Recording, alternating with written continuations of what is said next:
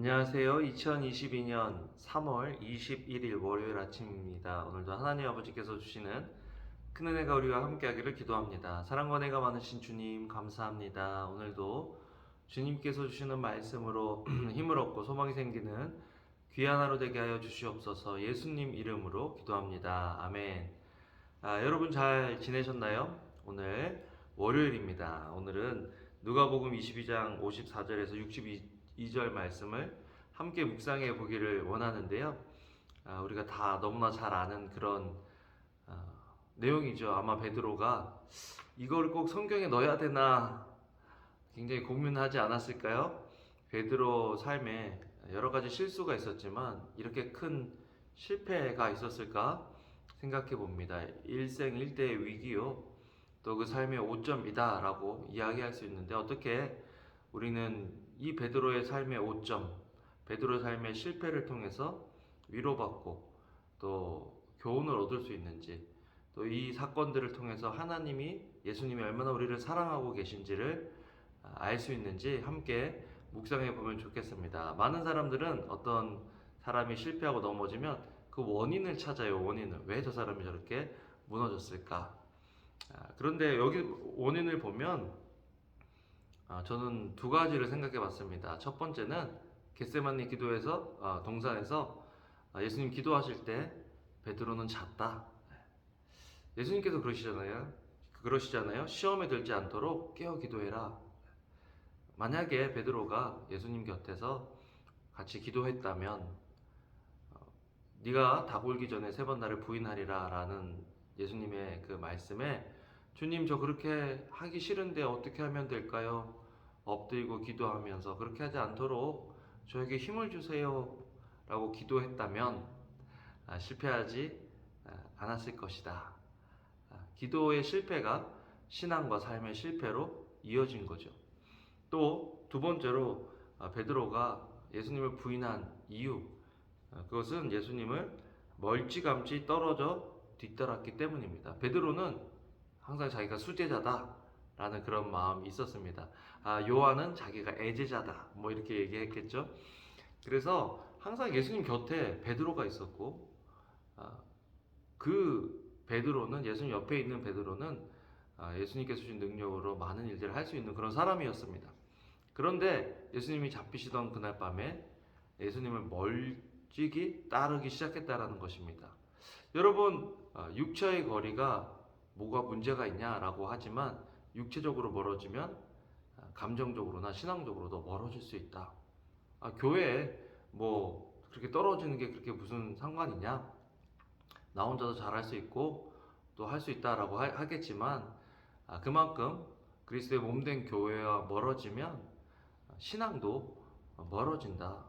또 우리 인생의 중요한 순간에 예수님을 부인하게 된다. 실패할 수 있다라는 것을 우리는 본문을 통해서 알아야 한다라는 거죠. 그래서 우리는 장담하지 않으면 좋겠어요. 이걸 이렇게 하겠다 뭐 확신을 가지고 장담해봤자 아무리 그 장담이 진심이라도 우리는 진심을 실행할 능력이 없을 때가 많아요. 진심이었는데 사랑한다고 진심이었지만 그 사랑하는 대상을 보호해주거나 지켜주지 못할 때가 있잖아요. 우리의 진심이 다가 아니에요. 그래서 장담하지 말아야 된다. 베드로가 예수님 저는 부인하지 않겠습니다. 죽는 때까지 다 따라갈게요. 그거 진심이거든요. 여러분 우리의 진심을 너무 믿으면 안 돼요. 우리는 그냥 말씀을 믿어야 돼요. 말씀을 믿으면서 주님께서 주신 말씀이 있다면 주님 저에게는 그 말씀을 실행할 수 있는, 그 말씀대로 순종할 수 있는 능력이 없는데 주님 저를 도와주세요라고 기도할 수 있어야 하는 거죠. 참 오늘 재밌는 부분은요. 어떻게 보면 이 굉장히 비극적인 상황, 예수님께서 이제 십자가 지시기 전에 이리저리 끌려다니시는 이 힘든 상황에 한편에서는 베드로가 예수님 모른다고 부인하고 있는 장면, 그것도 소곤소곤 얘기해서 모른다 이게 아니라 세 번째는요. 그러나 베드로가 말했습니다. 이 사람아, 나는 당신이 대체 무슨 말 하는지 모르겠어.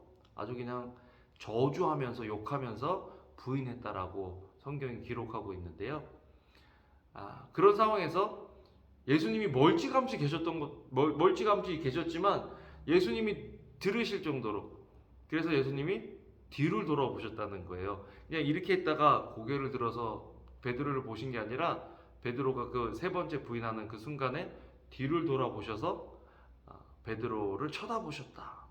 베드로하고 눈이 마주친 거죠.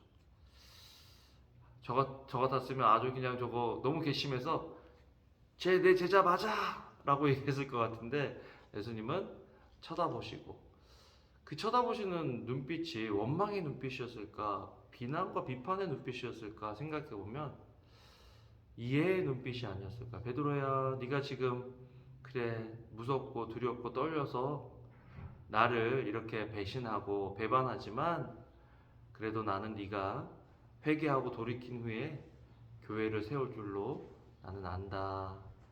그런 눈빛으로 바라봐 주지 않으셨을까.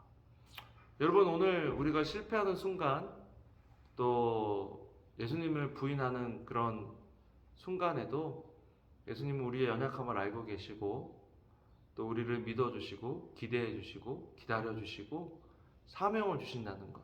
그래서 중요한 것은 실패했다고 저기 멀리 떨어져 있는 것이 아니라 그럼에도 불구하고 회개하고 돌이키고 주님 앞에 나올 수 있는 그 뻔뻔함이 우리에게 필요하다.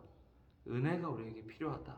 그 은혜를 믿는 믿음이 우리에게 필요한 것이 아닌가 오늘 본문을 통해서 묵상해 봅니다. 여러분, 오늘도 그 주님의 눈빛에 눈을 마주치고 주님께로 나아오는 저와 여러분들이 되면 좋겠습니다. 기도하겠습니다.